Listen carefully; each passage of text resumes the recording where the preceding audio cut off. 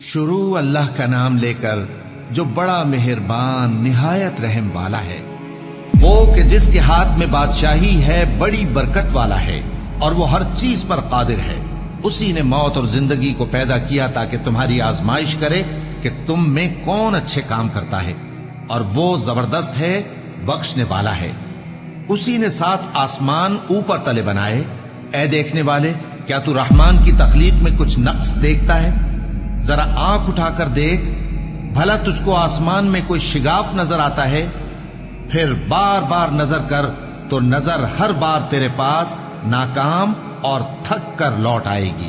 اور ہم نے قریب کے آسمان کو تاروں کے چراغوں سے زینت دی اور ان کو شیطانوں کے مارنے کا آلہ بنایا، اور ان کے لیے دہکتی آگ کا عذاب تیار کر رکھا ہے۔ اور جن لوگوں نے اپنے پروردگار سے کفر کیا ان کے لیے جہنم کا عذاب ہے، اور وہ برا ٹھکانہ ہے۔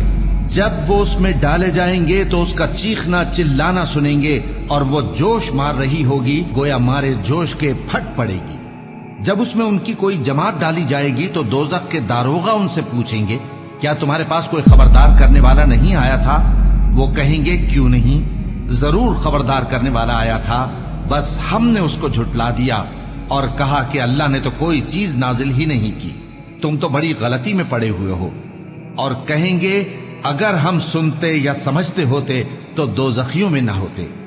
بس وہ اپنے گناہوں کا اعتراف کر لیں گے، سو دوزخیوں کے لیے رحمت سے دوری ہے، اور جو لوگ بن دیکھے اپنے پروردگار سے ڈرتے ہیں ان کے لیے بخشش اور اجر عظیم ہے۔